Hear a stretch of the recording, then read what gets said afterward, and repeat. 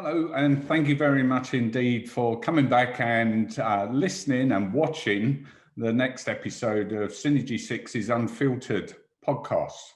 And today we're going to be talking about the reality of PR. Is it really that important? And you can see that it is because my guest is already smiling at this one. So if you could introduce yourself to the viewers. Sure, thanks, Kevin. Thanks for having me on, firstly. I'm looking forward to chatting. So my name's Hannah Patel. I'm a MIA director of a business called Red Lorry, Yellow Lorry Communications, easy for me to say, also known as the Lorries, because it is a bit of a tongue twister. And we are a technology communications consultancy, so anything from PR right through to marketing, mostly working with B2B technology vendors of all sorts of shapes and sizes, really. So yeah, that's Where do you see the issues now with PR out in the industry today? Are you a zero-sum game where there is no value, or is there a hidden value that people just don't get?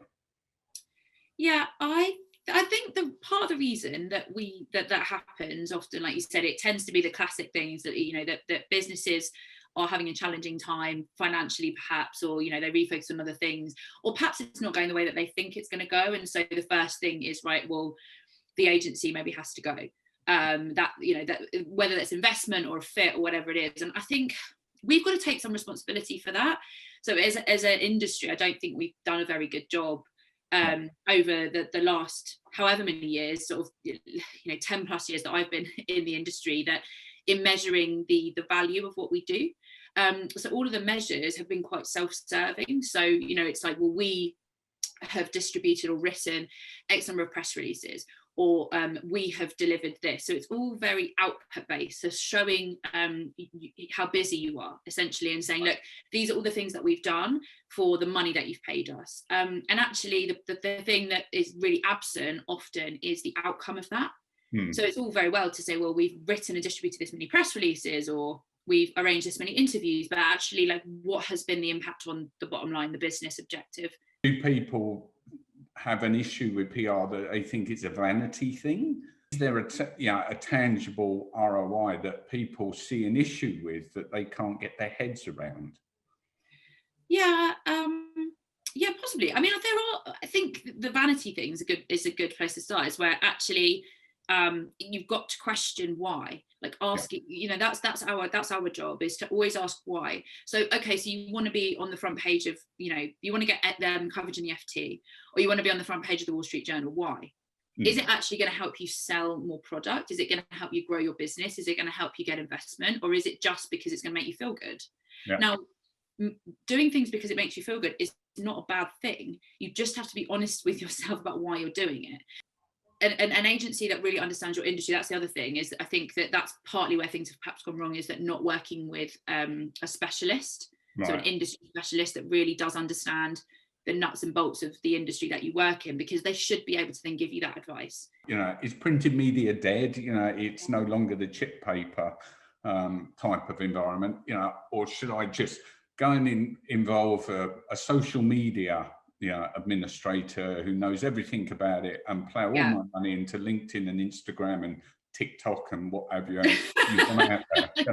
Don't put all your money into TikTok. Sorry, TikTok, not saying that, but that's, I don't think that's but I think that's exactly, your question you're asking, exactly the point. It's like, it's all your eggs in one basket, and that's, I think, again, part of the problem is that depending on who you talk to, they'll always lead with the area that they're most confident in. So a social media strategist will say, focus on social media, don't focus on PR. A PR only strategist will say the opposite, because it's also about the area that they're most comfortable in, saying, I know I can get you results here. So we have been trying to build, over the last however many years, a much more, it's a much more balanced approach. So yes, our legacy, as with a lot of communications PR agencies, is in traditional PR, corporate reputation, external comms, media relations, or content, all of those things. But I think the thing that's helped us is because we've always written a lot of content because we work in really niche industries. So we have to, be able to write the content and understand it from a technical point of view. It's meant that it's kind of easier to bridge into some of the more modern activities, so the digital media and the digital marketing and social media, which now does feel still, even that feels kind of slightly old-fashioned. So is there a place for a press release still? There is still room. I think when it's useful, so obviously if you're public companies, we work with some public companies, there's an element of corporate investor relations that you have to issue news in a certain way at a certain time of the year, standardized. So that's absolutely where there's room. Generally updates for investors, if you have investors, that does tend to be somewhere that you can use a press release, slightly more formalized way of doing it. Funding announcements, again, another thing. The other one that kind of works is maybe momentum releases. So what we mean when I say momentum release is like an annual kind of recap of the stats and status of the company, achievements, those sorts of things. So instead of doing an announcement for every single customer win or every time that someone breathes because it's been an achievement, just perhaps grouping it together and maybe doing it once a year. So there's still room, because actually some journalists, I wouldn't like to speak for all media, so the journalists, there are some that would say, have you got a press release on that? Because it's just a way for them to quickly digest the information. So I think that there is still room, if you understand why you're doing it, and you understand that you're not just going to distribute that and then break the internet and everyone's going to go, oh, we're going to feature that press release on the front page of, the virtual front page of our website or whatever. It's used for information. So people are able to, it's an easy way for some media to consume information. And then not necessarily cover it, but actually just log it and say, okay, well, we've got that. Next time we're interviewing X vendor, I can go back through the last 2 to 3 press releases that they've distributed or they've put on their website. And it's a very quick, it's almost a reference sheet for people to sort of research back and see, okay, these are the things that they've done over the last year. What should be the right approach, and how should people approach PR and comms, ready for 2021, when they can all go out there and talk about things together and stuff? I think it's a combination of things. So giving it listening is basically, you're going out and you're looking to spend money on a service, right? And it's a service, it's consultancy, it's advice, it's not a product. So you're not, like you're saying to you're not going out and saying, well, I want 10 new desks and 10 new office chairs and this. It's a service. You're buying advice, so therefore kind of be willing or expect to be given advice. Like if you're not, if you pick up the phone to an agency and say, we want PR, we want to be on the we want this coverage and we want it within 6 weeks and we're gonna pay you this amount of money, and they just say, yep, sure, that's fine, that sounds great, that's a concern. to me, that's that should be a red flag. Like if they don't ask questions, if they don't expect you to put any time in, or they don't put the time in kind of early on to really understand what you're trying to achieve, if they just sort of nod and take the business and take it forward. I mean, I think the thing is, it's really difficult because that probably makes it easy as a buyer, because you're like, oh, that was straightforward.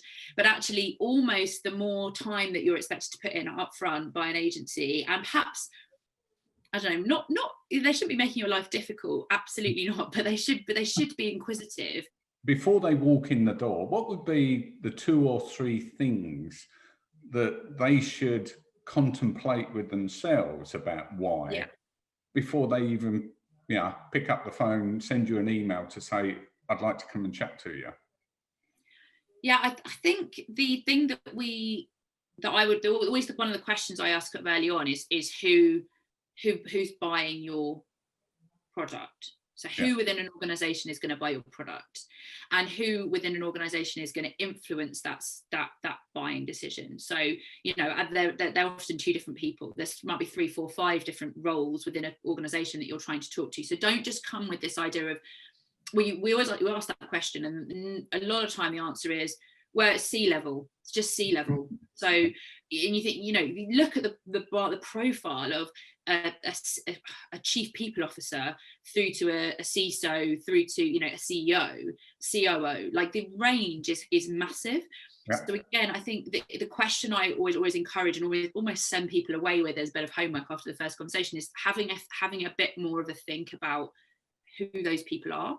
You don't have to come to us with the answer, which is this is where those people hang out. This is the publication that influences those people. That's our job. Right. But having a sense of who they are is really important. The other thing that I think is vital is actually being really self-critical about what you think your differentiation point is. Right. So coming to us and saying, well, it's our customer experience, it's the high quality of service delivery, it's the speed, it's the efficiency. Like, you could take your brand, remove it, put another brand on it, and it would say exactly the same thing. There's nothing there that is anything different to anyone else. Yeah. So it's looking at what is our differentiation point, and if you don't have, you feel that they're sort of too generic, that's okay. Yeah. But looking for sort of data, perhaps, and stats that you have within your business that other people wouldn't have access to. Yeah. So it might be your customers, but often in security, you can't talk about your customers because, you know, that's quite normal. So what can what expertise do you have in-house? Do you have a really interesting person that heads up R&D that has a really a different background that maybe another person doesn't have? Have they had a really interesting career history? That potentially is something that you have that somebody else doesn't. So it doesn't necessarily need to be product differentiation, but it's just looking for those little gems. Yeah. And the third thing I would say is actually talk to your sales team, which is like puts fear in the heart of a lot of marketing comms people. Like, I don't want to talk to sales, but understanding, asking, don't just go to them and say, you know, how can PR and marketing help you? Because that's absolute glutton for punishment. You're going to get a list of jobs, probably none of which you can actually implement or deliver. But asking them, why do you win? So when we win business, why is that? When we lose in in an RFP process, why is that? What are the sorts of questions that when you're talking to potential customers, what kinds of things they ask you? Yeah. That is gold. Good. Well, thank you very much indeed. Thank you. And for stealing half an hour of your time in your busy diary. Yeah. And I hope everything goes well. And I know you've just opened a new office in Paris, I think, or in France. Yeah, we have. Yeah, but it's a very funny time to be doing that. But I'm hoping to get on the Eurostar at some point, but not for now. Good. Right. Thanks a lot. I will.